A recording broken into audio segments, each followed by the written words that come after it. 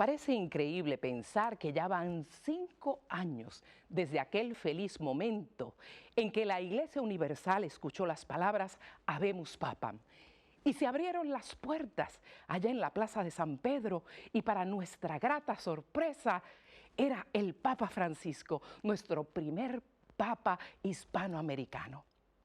Desde ese entonces, el Papa ha influenciado la Iglesia Universal. Y en el programa de hoy vamos a hablar de lo que se conoce como el efecto Francisco y especialmente de cómo el hecho de que el Papa Francisco es latinoamericano ha influenciado a la Iglesia Universal.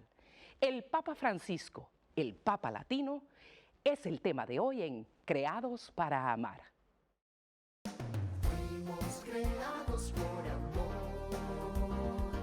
fuimos creados para el amor, como reflejos únicos e irrepetibles del único e irrepetible Dios, creados para amar, creados para amar. Muy buenas, sean todos bienvenidos a esta nueva emisión de Creados para Amar. Yo soy Ricardo Luzondo y me acompaña aquí a mi lado esta belleza, mi esposa. Ay Dios, qué bonito está eso. Lucía Báez Luzondo, del Ministerio Renovación Familiar, transmitiendo desde los estudios de EWTN en Birmingham, Alabama, Estados Unidos. Qué gusto tenerlos una vez más con nosotros, siempre agradeciendo su correspondencia, la cual recibimos con mucho gozo a través de creadosparamar@ewtn.com. También agradeciendo que nos sigan por las redes sociales en nuestra página en Facebook, Twitter e Instagram, Ricardo y Lucía. Acompáñennos siempre y a través también de nuestro sitio web renovacionfamiliar.com. Aprovechamos la oportunidad de darles saludos. No podemos dar nombre por nombre, pero sí. Porque son muchos. Son muchos y recibimos sus saludos con cariño y saludamos de los diferentes países de donde nos escriben, Argentina hasta Canadá y desde Europa también, que nos escriben de muchos países como España, Italia, Portugal, incluso del Medio Oriente. Hay algunas personas que ven el programa y gracias por tomarse el tiempo de saludarnos y de darnos pues esa alegría de que el programa se ve y que llegue a sus hogares. Y las pequeñas comunidades que hay de personas hispanas en Irlanda, que también se han reportado aquí en Creados para Amar. En el programa de hoy hemos tenido la bendición de tener nuevamente como invitado a alguien que han visto probablemente en programas anteriores. Es un doctor en teología, es yo diría, un dechado de conocimientos sobre la fe, la fe y el conocimiento de la iglesia en los Estados Unidos y América Latina.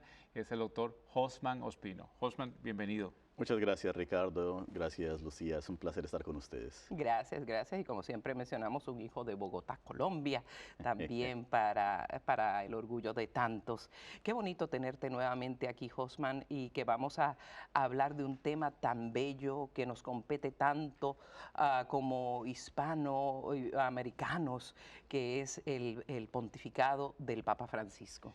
Y hablemos, para no perder tiempo en el programa de hoy, sobre ese efecto que Lucía hablaba al principio, el efecto Francisco. ¿A qué se refiere eso, el efecto Francisco, en estos 5 años? Bueno, la idea del efecto Francisco ciertamente es una frase que se ha propuesto para tratar de nombrar lo que el Papa Francisco ha inspirado durante los últimos 5 años. Como decías bien, ¿cierto? Es increíble que han pasado 5 años de este pontificado y todo papa a través de la historia ha tenido un efecto. Ha habido el efecto Juan Pablo II, el efecto Benedicto XVI, el efecto Juan XXIII y bueno, podemos pasar el efecto Pío XII. Porque creemos que el Espíritu Santo es quien escoge a los papas y estamos convencidos de ello. El Espíritu Santo no se equivoca. Y entonces yo creo que ahora hablamos de este efecto Francisco, del Papa Francisco, desde muchas perspectivas, ¿no? Primero existe la gran novedad de que es el primer papa en la historia del catolicismo que latinoamericano, ¿no? Que es latino. Y yo creo que es bueno usar el término latino, pues quizás para las personas de América Latina y el Caribe y otras partes del mundo de habla hispana, el concepto latino no es tan fuerte, no significa lo mismo, pero para nosotros aquí en los Estados Unidos, ser latino es ser todo, es ser latino en los Estados Unidos, pero ser latinoamericano, es ser caribeño, conecta con esas raíces tanto culturales como lingüísticas que nos hacen uno, ¿no? Y ciertamente desde este pequeño terruño, desde esa esquina del mundo, Francisco, el Papa Francisco es un papa profundamente latino. Y es el primer latino que llega, el primer papa latinoamericano que tenemos en la historia. Y también está la novedad de que es el primer papa jesuita también, Claro, ¿no? También. Ciertamente eso le añade un poco de expectativa, de color a su personalidad, a lo que ha ocurrido.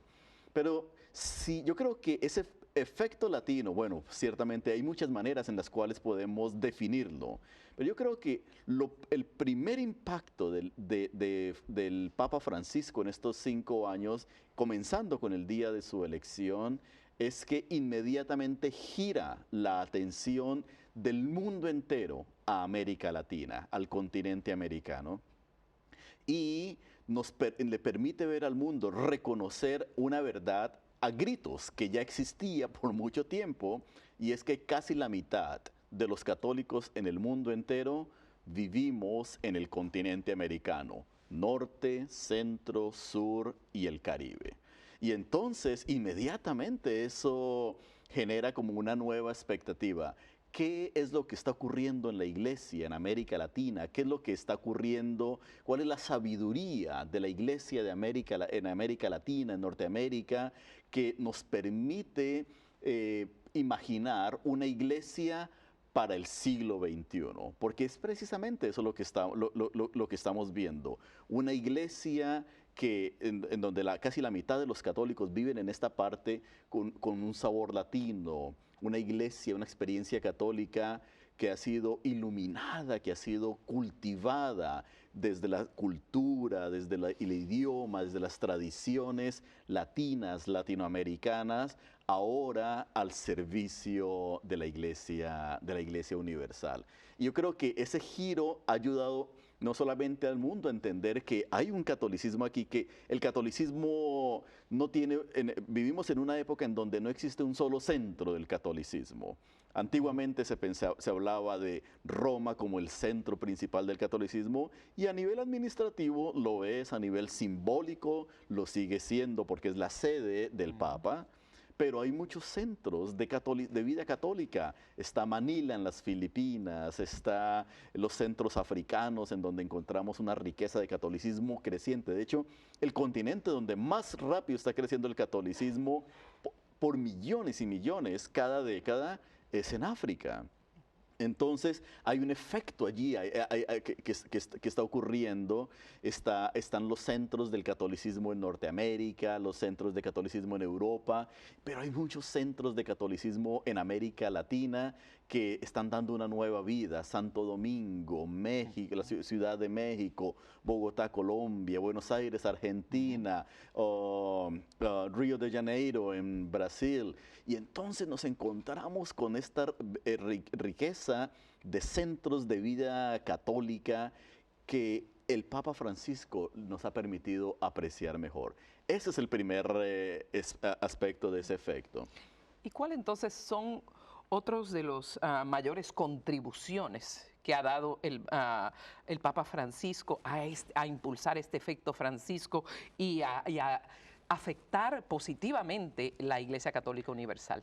Pues no, hasta ahora me he enfocado ciertamente en la parte latina de Francisco, ¿no? Y de hecho tuve la oportunidad de escribir un artículo que para poder entender el efecto Francisco hay que entender también el efecto latino de Francisco, ¿cierto? Porque los dos van de la mano.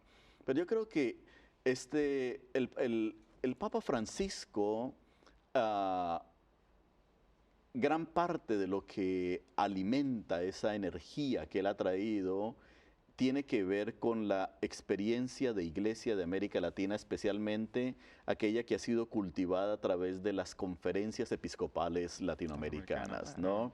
Comenzando en particular con la Conferencia Episcopal de Medellín en 1958, pero después con Puebla 1979, Santo Domingo 1992 y Aparecida en el año 2007. Básicamente esto ha sido una conversación constante que ha habido, ha ido ocurriendo en América Latina a través de varias décadas, casi 50 años de diálogo. Y el Papa Francisco lo que ha hecho es traer elementos de esta conversación. ¿Qué caracteriza esta conversación? Por un lado, la conversación en América Latina a nivel de iglesia es una conversación profundamente de carácter pastoral, profundamente. No que no sea teológica. Y yo creo que esa es una de las, quizás, de los Percepciones más erradas. percepciones erradas de Francisco, su pontificado y de lo que América Latina es. Todavía hay muchos de nosotros que pensamos que por ser pastoral no hay un fundamento teológico. Todo lo contrario. Lo que el Papa Francisco nos está diciendo es que una teología que no sea expresada a través de la vivencia, la experiencia pastoral, es una teología que tiende a convertirse en un discurso yerto, en un discurso que no inspira. Francisco nos está dando esta idea de que es comenzando es mirar lo que está ocurriendo en las vidas de las comunidades y lo que aprendemos de estas comunidades es allí donde se encuentra la teología que nos da vida. ¿Y en dónde hemos visto eso anteriormente? En los comienzos de la vida de la iglesia, en la época patrística, y lo vemos en el Evangelio con el mismo Jesucristo. Seguramente muchos habrán acusado a Jesús en su época. Pero es que tú no tienes el conocimiento de los escribas ni de los fariseos, tú no eres uno de ellos. Es que no necesitaba hacerlo. Su teología venía de una teología del pueblo, una teología de las comunidades, de la experiencia. Y yo creo que esa es una de las primeros elementos que descubrimos en este efecto Francisco. Un segundo elemento que descubrimos en el efecto Francisco a la luz de su experiencia latinoamericana, tiene que ver con la convicción que uno respira en América Latina de que la iglesia es una iglesia en misión. Y eso es fascinante. Aparecida. De hecho, al final de Aparecida y en los años que han seguido Aparecida, algo que siempre me llena de inspiración es que desde Aparecida, la iglesia en América Latina se declara en un estado permanente de misión. ¡Wow! Inmediatamente eso nos lleva a decir que no somos una iglesia estática. En lugar de imaginarnos como una iglesia que ya llegamos donde teníamos que llegar y ahora nos sentamos y esperamos y nos dormimos en los laureles. La iglesia, la imagen de iglesia que se nos presenta es una iglesia peregrina en la historia, una iglesia peregrina en el mundo, una iglesia que está constantemente respondiendo a los interrogantes del pueblo de Dios. Y al responder a esos interrogantes del pueblo de Dios, nos encontramos que es una iglesia que constantemente tiene que salir a buscar al hermano, salir al encuentro, una iglesia que tiene que ir a buscar al otro, tiene que buscar especialmente al más vulnerable. Y hay algo que me encanta del Papa Francisco, y es que desde el principio comenzó a hablar de esa dinámica hermosa, de ese concepto teológico que identifica a Dios, que es la misericordia, el amor misericordioso de Dios. Y la misión ocurre porque somos movidos por un amor misericordioso. Nos acercamos al pobre, nos acercamos al más humilde, nos acercamos al que sufre, nos acercamos al intelectual, al rico, porque le amamos con amor misericordioso.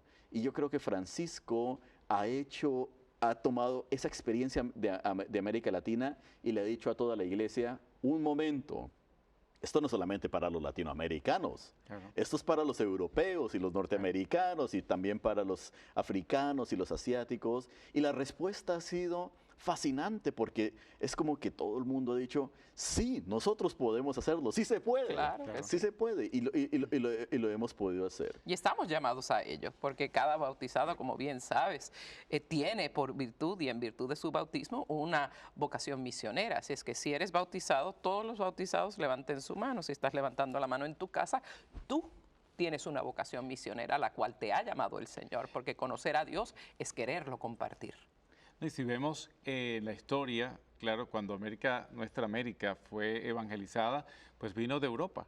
Pero hemos visto a través del tiempo una realidad que es que la misión evangelizadora de América Latina ahora hacia Europa, mucho antes de Francisco, es algo que ya veíamos y cuando por supuesto vemos el Espíritu Santo nombrando, escogiendo a Francisco, al Papa Francisco como el nuevo Papa, es ese avance en lo cual ya nosotros preveíamos que la evangelización debe venir ahora de América Latina o de América en general hacia el resto del mundo y es basado pues en los documentos que producimos, en la historia que estamos haciendo. Y entonces también el Papa Francisco tiene por su formación jesuítica, y tú eres profesor de una universidad jesuita, y sabes también cuando estudiamos espiritualidad jesuita, cuando vemos las diferentes espiritualidades que han traído estos grandes santos, Papa Francisco es adornado, está metido en su propia espiritualidad que pues, San Ignacio pues nos instruyó, no es su propia evangelización, no es su propio método que está haciendo, es continuando, incluso cuando uno conoce los retiros ignacianos, pues muchos de los procesos y de los pasos que se hacen en estos retiros es lo que el Papa Francisco también nos ha ido planteando. Y gracias de hecho por mencionar este punto, porque si hay algo que es central en la espiritualidad ignaciana, es el sentido de discernimiento, la idea de discernimiento, la lectura de los signos de los tiempos.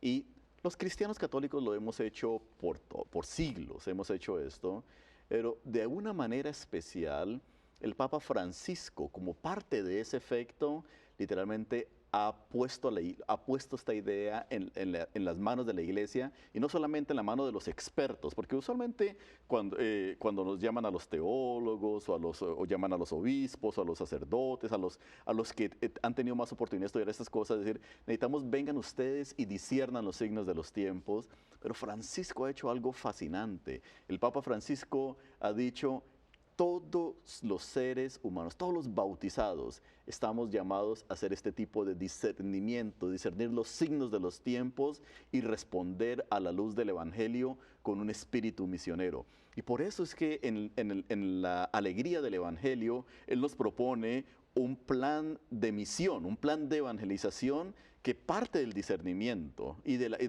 es un plan de hecho que en el proceso del quinto encuentro de pastoral hispana latina en los Estados Unidos se ha incorporado profundamente. Es un proceso con 5 momentos, ¿no? El primero, primerear, ¿no? Hay que salir, nosotros tenemos que tomar la iniciativa. Esa palabra que creó él mismo. Exacto, no tenemos que esperar. Hacerlo primero, pero lo puso en la acción, lo hizo un verbo, qué bárbaro. Primerear, ¿no? El segundo momento es involucrarse, acompañar, dar fruto y festejar.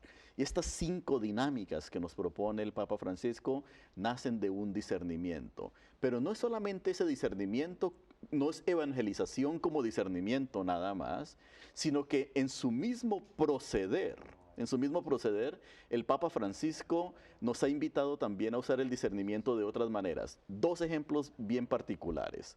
Uno, el Papa Francisco se rodeó desde el principio de un grupo pequeño de cardenales consejeros. Y algunas personas, y de hecho algunas personas han visto esto como ahora este grupo de cardenales y personas que lo aconsejan, ¿no? Son más importantes que el resto de la curia, que el resto de las conferencias episcopales. No, absolutamente nada. Él no ha creado una nueva estructura, Él simplemente, el Papa está diciendo, esta misión es tan importante que necesitamos consultarnos unos con otros constantemente, de tal manera que podamos ver los efectos del Espíritu Santo obrando. Y a mí me encanta eso. Yo creo que es algo que no es nuevo para los jesuitas. De hecho, los superiores jesuitas normalmente tienen un equipo de consejeros. No es nada nuevo, es algo que deberíamos hacer. Y otro ejemplo de este proceso de discernimiento que Francisco ha traído a la vida de la iglesia y tiene que ver, por ejemplo, con el desafío que ha propuesto a las conferencias episcopales a tomar más autonomía y más las riendas de lo que está ocurriendo a nivel nacional. No, a nivel, por ejemplo, la Conferencia Episcopal de Colombia, la Conferencia Episcopal de México, la Conferencia Episcopal de los Estados Unidos, conocen mejor las realidades internas de Colombia, México y Estados Unidos que Roma misma o que la Conferencia Episcopal de Nigeria o los países africanos, las conferencias que existen allí. Y entonces lo que el Papa Francisco está diciendo es que necesitamos asumir más responsabilidad a nivel local mientras seguimos en comunión como Iglesia Universal.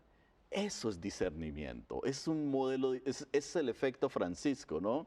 Y me encanta cuando él, por ejemplo, le hacen preguntas sobre Papa Francisco, ¿qué le parece esta cuestión? Cosas que para algunos católicos a veces nos puede parecer como, "Oh, eso no es lo que hemos hecho por muchos años, eso es lo que no hemos hecho por muchos siglos".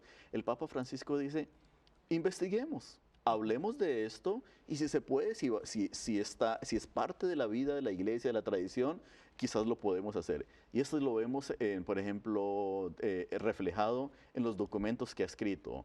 La alegría del Evangelio, Laudato Si, en donde el Papa se convierte en uno de los grandes voceros de la defensa del orden creado. Me encanta, yo creo que es algo que los cristianos católicos sabíamos que debíamos hacer, pero ahora el Papa nos pone a la vanguardia de estas conversaciones. Amoris Laetitia.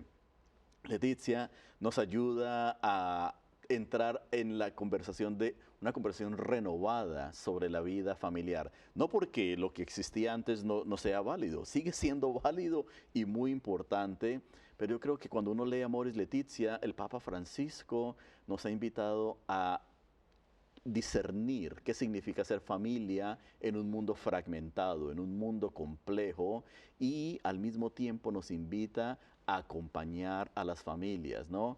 A veces es un poquito complejo cuando nos enfocamos en un solo numerito, en un pie de página de ciertas encíclicas, pero hay mucho más en estos documentos y que tienen que ver con ese efecto Francisco en el cual él nos invita como iglesia a discernir qué significa ir caminando como discípulos, como peregrinos a través de la historia. Sí, lamentablemente nos hemos convertido muchos cristianos o católicos se han convertido en analistas del Papa.